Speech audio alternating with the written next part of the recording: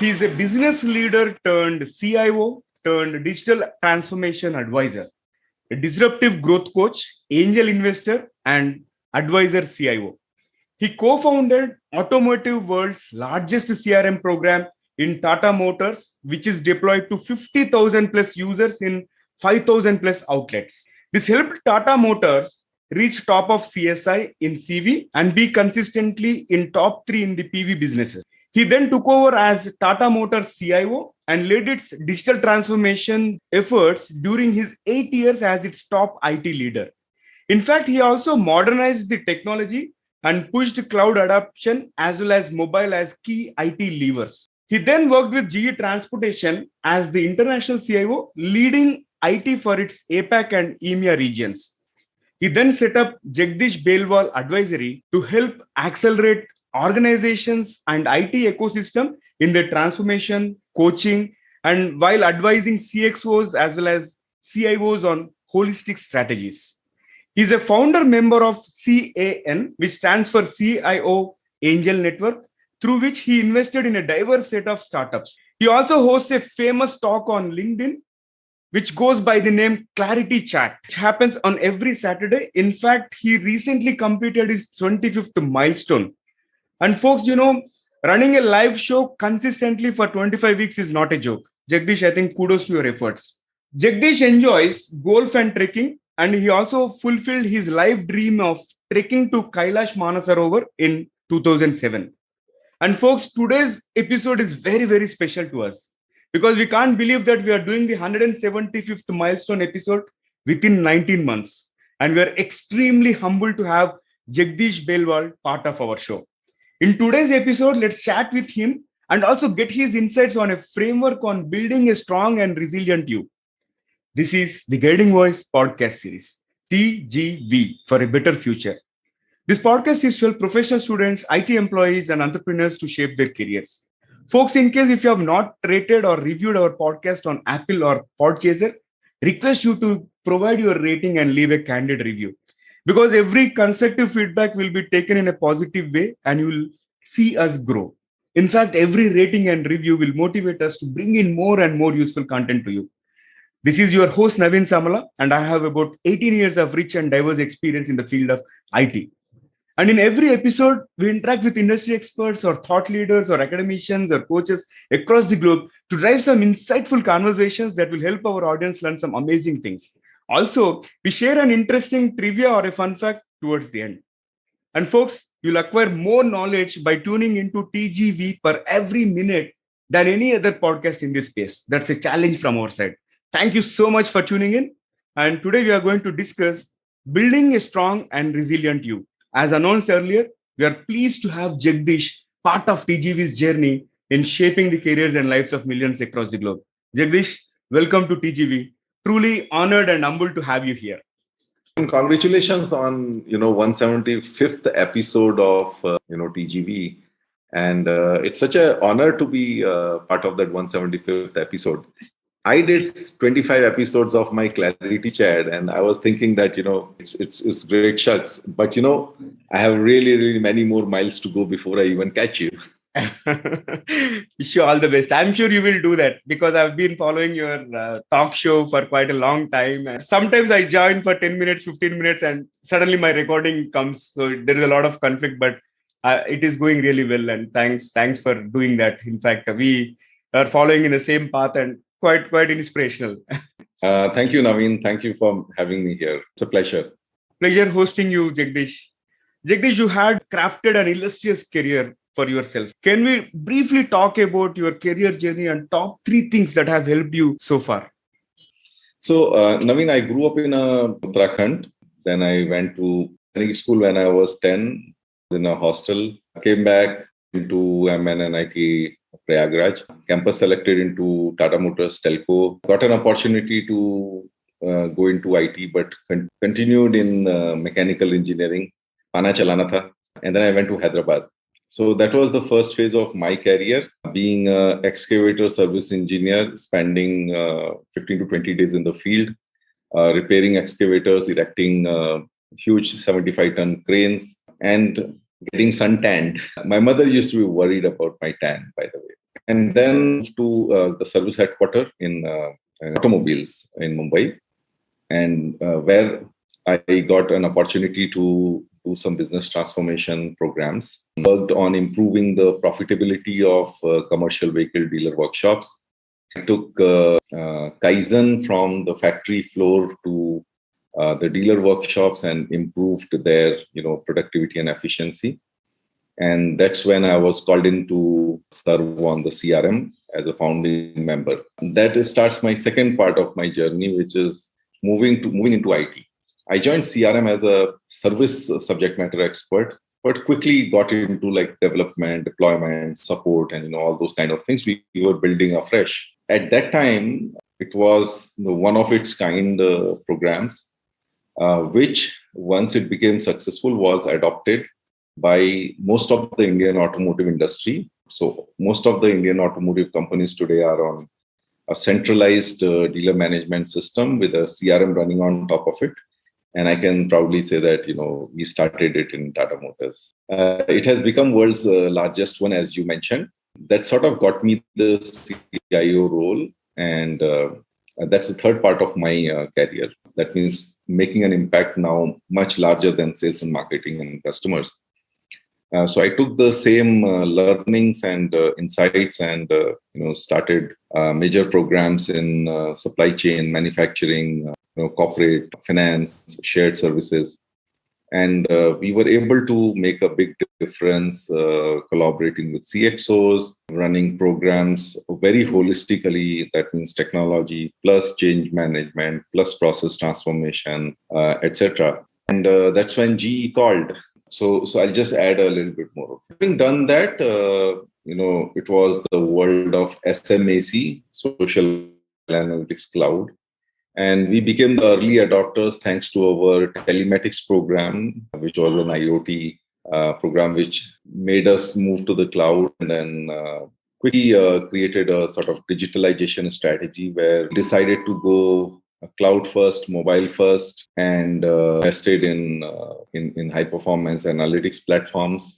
And then we started like broad basing it top down, along with the help of the CEO. We did a workshop to basically get the ownership of all the top leaders of Tata Motors into digital, and that's still paying dividends. Then starts the fourth phase of my journey, which is the GE Transportation. I was called by GE. I mean, being a global name, one of the best in integrity and one of the best in leadership development, I couldn't say no. But once I joined them, I think the organization was going through a metamorphosis. They'd taken some bad decisions and was quite a bit of churn in the organization. You've been there, so you know, Naveen, how it was.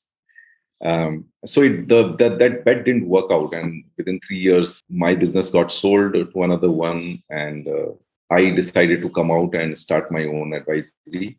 That's like the fifth phase of my career, where I'm learning to be an entrepreneur, learning to let go of my inhibitions, my limiting beliefs, and just trying to reinvent myself. And trying to add value to more and more people beyond just one organization that I had been doing so far. So one thing that resonated with me is about the Kaizen, because since I'm a person with this Lean Six Sigma inclination and all, and taking that Kaizen from the shop floor to the dealers and all, which is quite challenging. And I'm sure the dealers might have experienced the benefits out of it and all. And you also touched upon the metamorphosis that happened at GE. Yeah, GE is known for change. Like if someone works there, like they can work anywhere in the world. Okay, so now that you have spoken about the 5 phases of your career, which is very inspiring, can you share with our audience the top 3 things that have helped you transform yourself into an advisory CIO? If I have to pick 3 things, the first one would be curiosity. I have been sort of a learner, explorer, very, very curious guy right from my childhood. Most people lose the curiosity after the childhood. I have viewed that. And be one. That means, you're continuously learning, always learning. And the second thing would be people. I think whatever we do in this world, whatever difference we are able to make, especially as you grow into the ladders of a career, more and more, it's the people who are making you successful, whether it's your partners, whether it's your subordinates, whether it's your peers. So focus on people, focus on adding value to them, making them successful, mentoring them, passing on your wisdom to them. And that's the second part, focusing on people. And third thing is, I would call it benchmarking or an outside in point of view. Never evaluate yourself with respect to the past. Evaluate yourself with respect to from an outside in point of view. Then many times you are into an industry where you may be the best. So look around for another industry where things are happening at a bigger scale, with better efficiencies than what you're doing. So these three things, have helped me keep learning, provide leverage to people and leverage people both, as well as continuously look outside for better and better things so that you can keep pushing the envelope. Wow. So curiosity and then people benchmarking, wherein you are trying to have raised bar, okay, and continuously improving on that. So one thing that is resonating throughout this conversation is you're really passionate about this transformation, right? That has been part of it, and in fact, you have been embracing a lot of challenging opportunities and all. I think might have helped you a lot. And now let me talk about the core of today's conversation, Jagdish. You mentioned how do we build a strong and resilient you? And I think that is very important in these turbulent times where there's a lot of uncertainty now. People are talking about Omicron and third wave, so on and so forth. So future is truly unpredictable, right? So how can we be strong and resilient? Yeah. So now somebody, once asked me to kind of put, my own growth into a particular framework, and I sort of had to assemble a few things and then convert them into a framework. So there are 4 parts of that framework.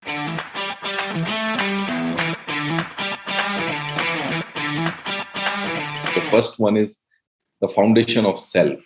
The second one is then understanding self and others. The third part is co-creating win-win. And the final part is amplifying yourself. So let me go one by one. In the foundation of yourself, I would put authenticity and capability.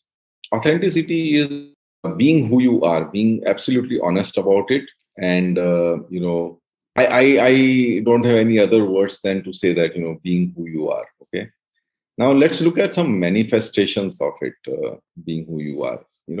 So for example, you're in a job interview and you know what is required for the role and what you don't have. The point is that you have the courage to say, no, I don't. I will learn it. Are you trying to be somebody who you are not? So one of the biggest things about successful leaders is they are authentic about who they are. They're absolutely honest about what they're not. Now, having said that, the second part of the foundation of yourself is capability. Continuously building capabilities, not really looking at those beliefs that limit you, that I can't do this, I can't do this. It's just that, learn, and build capability. So I spoke about, the 3 pillars of my, the 3 principles of my success. Learning, curiosity would actually, aid here in terms of, building capability. The third one, now we start towards understanding self and others. Our understanding of both ourselves and others is now the first part of it is understanding yourself, and which is the power of feedback. I had this lesson of my life in self-improvement, which was take feedback. So this was my boss. I think it was 2005. And I was doing great guns, we're doing everything right. And I had my appraisal with him. He told all the good things. And then he said, Jagdish, you can probably improve in these 2 or 3 areas. And he started narrating it. And I actually retorted. I didn't like it, what I was hearing. And I retorted. And he said, okay, sit down, have some chicky. And he started me a story. He said, Jagdish, tell me, when somebody gives you a gift, what do you do? So you take it. But what if you don't like the gift, or if you hate the gift completely? Do you still take it? I said, yeah, I still take it. And maybe you will then give it to somebody or just put it in your loft? I said, yeah. I said, do you ever return it to the person saying that, no, no, I don't like it? I said, nah, no. And he was, Jagdish, feedback is a gift. Only those people who love you will give you that gift. Only those people who want you to be successful will give you the gift of feedback. If you don't like it, stow it away, throw it. But don't return it, don't retort. I think that was the biggest lesson of my life. And till date, I believe in receiving feedback. I believe in seeking feedback actively, even pushing people to give me some feedback before they leave the room. Okay. And that helps me continuously improve. So feedback to understand yourself better and better. And of course, to someone who's giving you that gift of feedback, you must also return the gift of feedback. Now, understanding others better, the next one is empathy. I've written some articles about empathy. This is something, which goes a long way in our personal effectiveness with others. If we can get into the shoes of others, if we can understand others better, it just improves our own personal effectiveness, our interpersonal effect. Here, a couple of things which I want to mention here in empathy is, one is that, nobody comes to mess up. Okay, so everybody comes to work to do something good. So when somebody messes up, hold back in being critical or condescending and just try to look at from his or her point of view. You will find issues much deeper than just a personal capability. It may be the person is not trained, he was not briefed properly, or something or the other, and you fix that issue rather than fixing the person. So that's just one example, in empathy. We talked about the foundation of self, the personal leadership, which is capability and authenticity. Then, interpersonal effectiveness, which is feedback and empathy. Then the next thing is like co-creating a win-win. Co-creating a win-win, the first one is collaboration. I think the way collaboration equation works is 2 plus 2 equal to 5 and 2 plus 2 plus 2 equal to 15 and so on. The more you are able to work together with others, the more is your ability to do bigger things. Just to give you an example, we were talking about CRM. We had 5 different organizations in CRM who were delivering. It was Tata Motors, there was a development partner, there was another maintenance partner, there was a deployment partner, and there were infrastructure partners and application partners. We were able to do this huge program primarily because we were able to bring together all the partners and create that one team. We were able to collaborate beyond organization boundaries. So collaboration doesn't mean only working along with your peers or your subordinate within your organization, peers, subordinates, superiors, but also outside your organization. Today is an ecosystem world. You cannot do anything alone as one organization. So you need to learn to go out and collaborate and then do bigger things. So next is finding the leverage. So where do you get the leverage? So first, let's understand, what's leverage. Leverage is when you apply X force and you get 3X of the impact. So that leverage comes to you through experts, okay, by connecting strategically, and many times actually through your superiors or some industry stalwarts. Just to, if I have to do something, I can do it at a certain scale. But if I co-opt my boss, if I leverage my boss, right, or if I'm able to, let's say, go to my boss's boss and leverage his position or power, I'm able to create a much bigger impact with much lesser force. So many times we tend to act, within ourselves, and we don't seek outside help. That just limits our own effectiveness. So to co-create win-win, one is to collaborate across organizational boundaries, and second is to leverage. And finally, comes amplifying yourself. I have just one, thing there, which is give back. Now, when you give back, you're helping people unconditionally, and don't do it for a reason. Don't do it for a barter. Just do it unconditionally, and you will see that whatever you have built in terms of authenticity, capability, feedback, empathy, collaboration, leverage, all of this starts getting amplified. You start actually replicating yourself. You start multiplying yourself. Ways of giving back are like, mentor people, add value to people, help wherever you can, wherever people reach out to you, and just be grateful for having reached where you are at whatever level you are, and then you see yourself, multiplying your impact. That's the framework, Naveen. Yeah, it's a very comprehensive framework, and definitely I can see that there is a lot of value add in everything that you've mentioned out here, right from believing in yourself and then finding out the purpose kind of thing, and then seeking clarity, and in addition to that, leveraging the network. Like I loved your statement. If you are applying X force and it comes, it produces a result of 3x, especially when you work in tandem with rest of the folks, probably with your bosses or with our partners and all. So thank you so much for sharing that framework. Now let's assume somebody has become strong, right? Likewise, many people will become strong in their probably personality, and they are on the verge of getting into the leadership positions and all.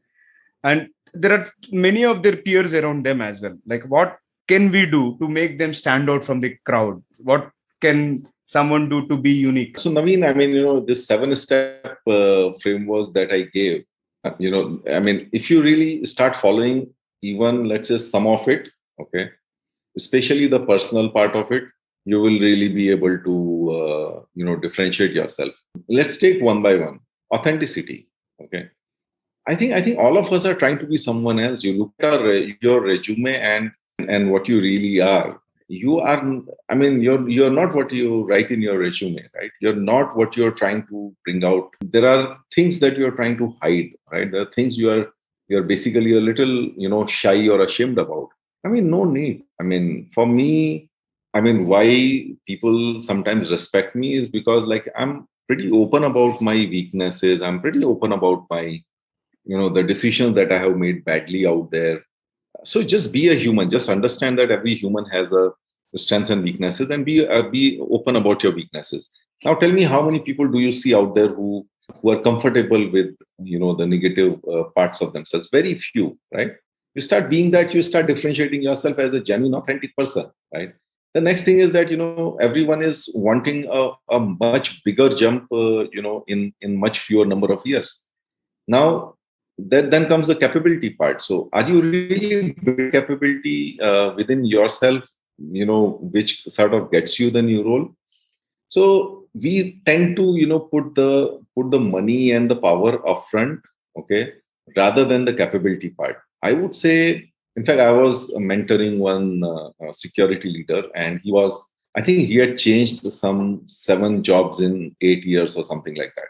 Okay, and he was, Jagdish, how can I become the CISO of a large company? And I said, what's your time frame? He said, 2 years. I said, listen, you can go, in a smaller companies, you can, just change and go over to, let's say, a CISO of a very small company in 7-8 years. But I think beyond that, you will really need to build that capability, create those credentials to prove that you can handle that big stuff that comes with the companies, the politics, the size of the program, the investments that are required, and all of that. I said, slow down, okay? Focus on capability first. So far, you have been focusing on the package. Anywhere that you get a better package, you have been running after it.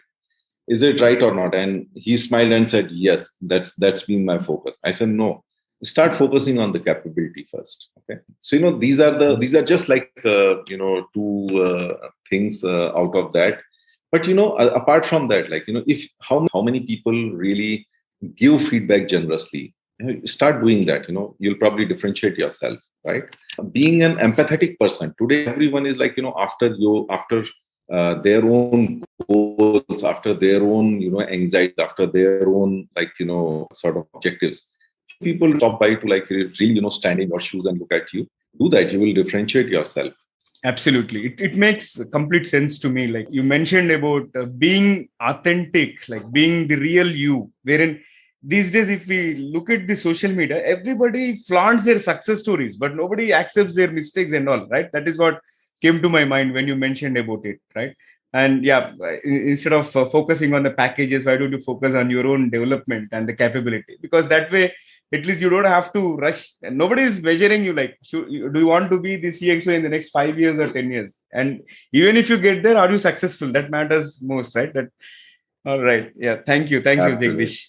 Very great conversation so far. So, Jagdish, now let's talk about your 5 phases of your career, which you have crafted very well, right? And you have worked with so many bosses who have influenced you, right? So, can you share with our audience top 3 leadership traits that you have learned from your bosses? I mean, my top three are the number one is bring the best in your people. This is something I learned, in my first field job when I went to Hyderabad. I had, two great bosses, my regional manager and my service manager. They did everything to make people comfortable. They did everything to, let people have fun and not really treat, work as a burden. So they were like so people focused. They would go out of the way, and as a team culture, we all went out of the way for each other. Okay? And then what happened was that people gave out their best. So bring out the best in people doesn't mean that you go after them. It's like you look at them as holy people who have families and kids, and make the entire work experience a little more holistic. Get to know their families, get to know their children.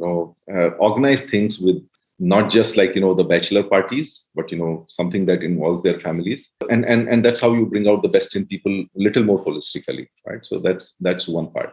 The second part, I told you about my big lesson on feedback. Okay, I think we have a responsibility for improving ourselves by seeking feedback, and we can actually improve others by giving feedback.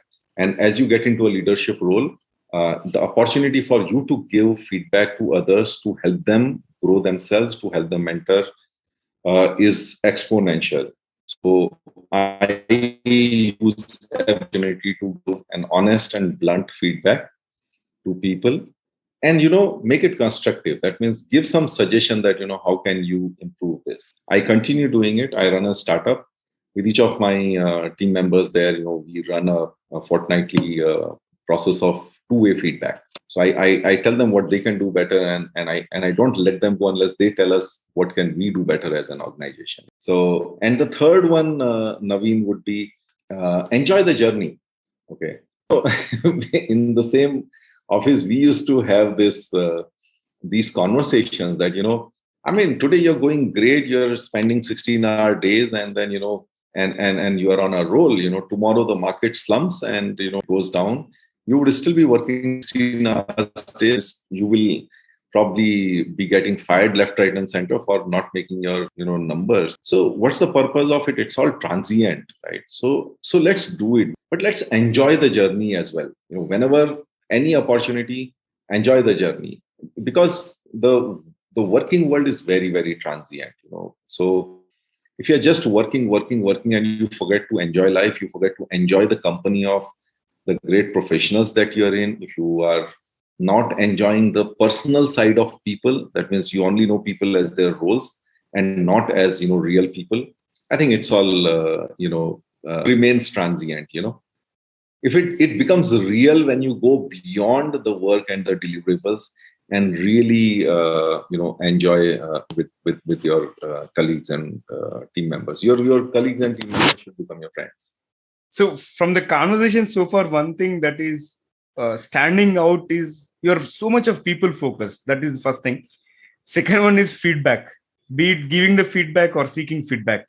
I think that is probably differentiating you from rest of the leaders. And thank you for sharing those amazing stuff. Now let's flip the question, and I'm going to ask you to share with our audience, what are certain things that leaders should avoid doing? My favorite. I think the biggest thing is starting to identify with the chair you sit on. We start looking at ourselves as, when we introduce ourselves, I'm so and so, I'm the CIO of so and so company, I'm the CEO of so and so company, I'm the CEO of so and so company. And then, it basically, it gets on your head. Now, I can tell you with mine, thankfully, I always looked at things like a lotus leaf. Okay, that you can be inside it, you can, but you can't let it go to your head.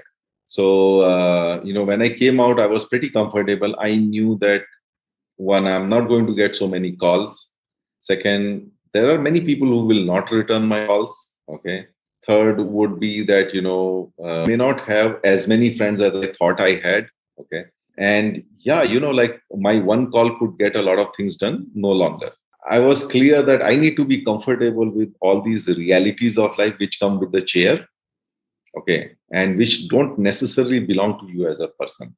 And therefore, I was completely comfortable with it. And I didn't really face that bigger disruption that people face generally when they come out of a work life and when they retire, right? Because it, the whole power thing becomes an expectation. But even for even people in their roles, I think you will build a long-term relationship, long-term personal value if you don't let it go to your head. If you use power as a means to help others, as a means to make a difference to your organization, to people at large, to society. I come from Tata's, so that ethos is there, that use your mission profits to help the society. So that's the biggest thing I would say. If you want me to add a couple of more, I would say the second thing that comes with the growth is start thinking that I know everything, and knowledge in the world is continuously expanding, so you will never know everything. And people should not think they know everything. They should be curious. They should be looking out, reaching out, and and engaging the experts. And the third thing Adi gets on my nerves is like when people treat other people badly, especially when they're in a position of power and they think that they can do anything. I really really lose myself on that. Sure. I think quite a lot of nuggets of wisdom out there. This has been fabulous conversation and a lot of tips on the leadership, and one can really follow them to become stronger and stronger and stand out from the crowd. Now let's talk something personal. Like you went on this Kailash Mansarovar trekking, right? And especially when your kids were too young and all. What motivated you to get there? Like it's a very difficult trek, right? So the first thing is that I always wanted to do that. I never had the means to do that, because it costs a lot of money. So that, around the time I went on this track, I had become synonymous with CRM. I was like so passionate and so deep into it that, it was like people used to say CRM equal to Jagdish, Jagdish equal to CRM. And that kind of became an identity crisis for me that, is it like really that I'm CRM? Will I ever be able to do anything in, in this world? The rest of it is like, just, taking the signals from the universe. 2 days before the deadline, I saw it in a paper that, the advertisement for the Yatra was there. I just applied for it. And once I got the confirmation, then I started preparing myself. I started like doing 2 hours of walks and, like going up and down the stairs just to prepare myself physically for it. But, around the same time, what had also happened was I had become very, very unhealthy in my habits, because to sustain yourself working, 12 to 15 hours of, every day, I was like, I had resorted to, I used to smoke at that time. I used to have, vodka and but tobacco, pan and all of that. I used to drink like 2-3 times a week. I bloated. And I also, again, looked at, is it me? The answer was no, because I was like, till my 12th class, I was a very idealist. And I actually used to give long lectures to people, if I found them, smoking or doing tobacco. And I was like, boss, I've lost myself somewhere in this entire race. And so I took the plunge, and it was a journey in self-discovery. I wanted to be away from the world. I wanted to be away from family, work, everything connected. So, and the entire yatra, you don't get internet connectivity. And I just wanted to reflect, which I got an ample opportunity during those 30 days. I sort of lost my bad habits for some time. Some of them came back again. So it's always a struggle. But it was a tremendous journey in self-discovery. It was also a big tussle of mind over matter. There were many times I had taken a vow that I will not ride a pony during the entire 220 kilometers trek. Okay. But there are times when you simply get tested. The pony is like going next to you and you're completely drained out. And it's like, can you go on? And I got a lot of my insights on how to go on, just by that mind over matter. So let me give you a big highlight from my trek, which is trekking for about 45 kilometers on a limb. So this happened, towards the end of the yatra. So we were coming back. It was all downhill descent trek. And we had 45 kilometers left in the trek and we were playing cricket and I sprained my left foot and it actually bloated. Okay. I had taken the vow that, I'm not going to ride a pony. So I said, no, I want to do that. So I nursed my foot and the next day morning, I was limping. People were like sympathizing and going away. And I first cried. And then came anger on myself and, on this whole thing. I decided that I'm going to master limping today. And so people waited for me. They went ahead and they realized I'm not there. So they waited for me. So I didn't stop. I went right ahead of the pack. And I co-opted one of our best trackers, who was always ahead, Mr. Raidu. And I said, Raidu Garu, you have to, help me limp, okay? And you have to support me. He was a nice man. So, I sort of figured out that, at what angle, if I put my left foot, it pains the least. Okay. And then I continuously, repeatedly, I started doing that. And to the next camp that day, the two of us were the first to reach there. Okay. With a limp. Then next day was another 25 kilometers. This was about 18 kilometers. Next day was another about 26 kilometers. And it was raining heavily that day. So, but it was the last day of the trek. So somehow managed, fell down twice, wet myself completely, changed my clothes once, limbed, and finally reached the bus, which then took us back. After that, I go blank what happened to my foot. But this was sheer mind over matter, and I think one of my best memories. And when somebody says I want to give up, I give this example why you can't give up. It is sounding very scary, actually. Like I'm sure you might have undergone a lot of physical pain and agony and all, right? And did you go along with your luggage, or how was it the entire trek? Oh, so this is interesting. So this is more like a airline kind of process. Okay. So going for about a month. You're going for about a month, so you really have to carry a lot of provisions and clothes and all.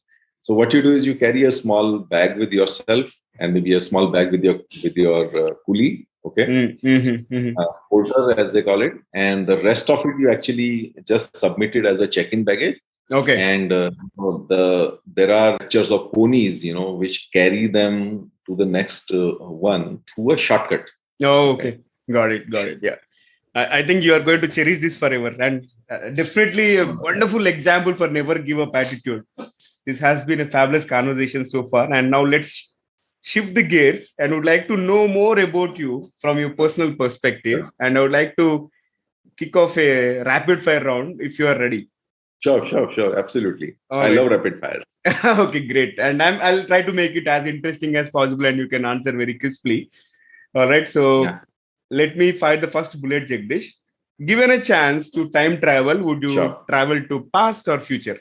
I would definitely travel to a past without gadgets. Yeah, makes sense actually. In fact, gadgets, though they were created for productivity, but we became unproductive by using them, right? These keep coming between you and me, between me and my wife, between me and my kids. I would love to be without them. Yeah, fair enough. Yeah. All right, let me move on to my next question. Jagdish, if you were to be reborn, right, who would you be? Jack Nicklaus, the great golfer. Great. Let me move on to my next question. Jagdish, what would be one random skill that you would like to learn? Something I love, but I have never been able to learn, which is, music. I tried learning tabla, couldn't learn it. I tried my hand at guitar, I couldn't. I somehow I really love music a lot. I'm part of those late night musical, groups who are singing at the top of their bad voice night long. I could never be. Oh yeah, wish you all the best. I hope you'll find some time to learn, and good luck on that. Let me move on to my next question, Jagdish. This is my favorite question. Okay, so what has been a question on your mind for which you never got an answer so far? Why can't we be free? Do you think we can be? I haven't got the answer yet. Resonate with you, completely resonate with you. All right, let me bring the last bullet out of the rapid fire. So, Jagdish, what would be one message that you would like to give to your own younger version?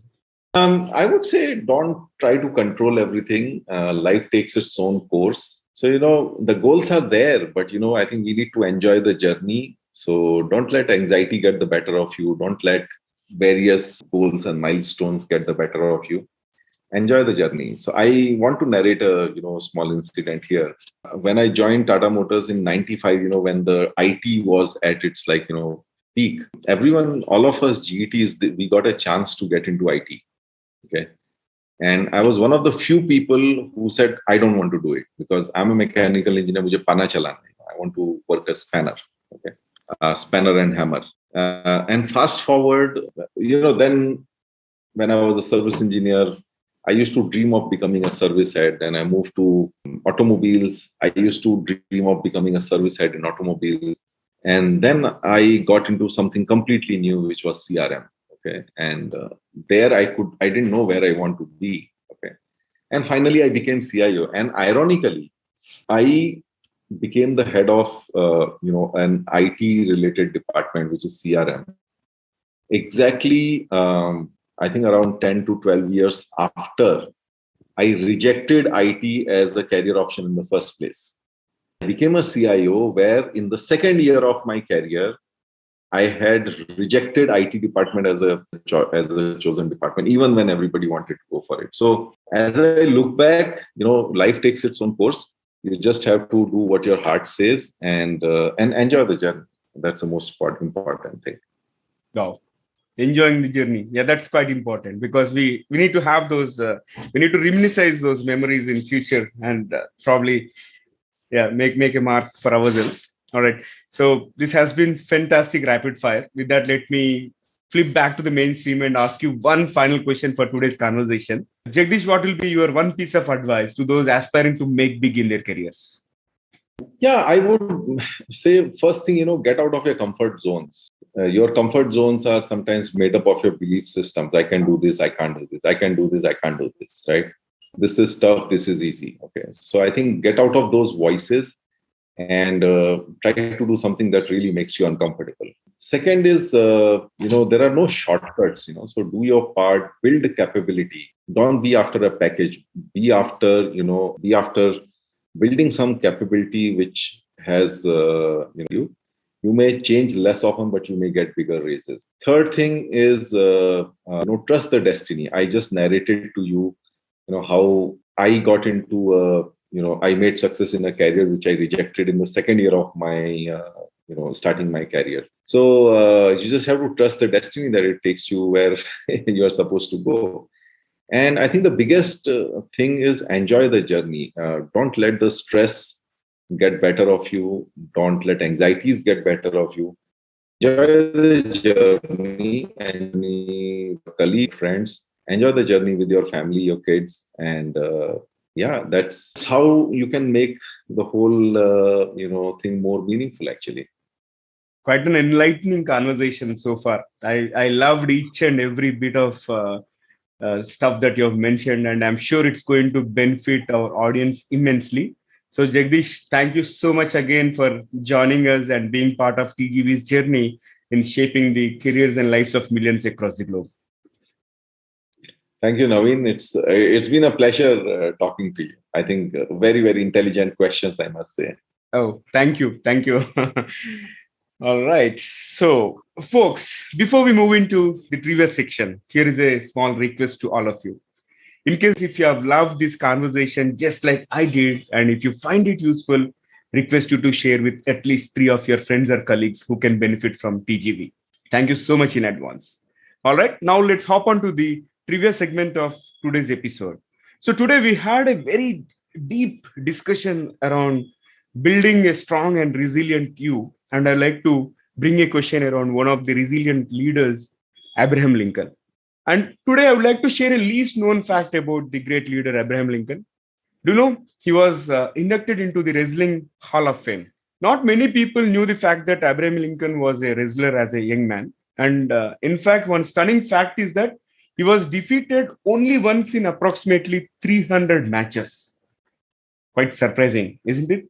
That's all for today. Thank you so much for tuning in. There is more in store, folks. Stay tuned. Take care. Be safe. Until next time. Bye-bye. We are signing off for today. See you all in the next episode with another wonderful guest and cover an amazing topic.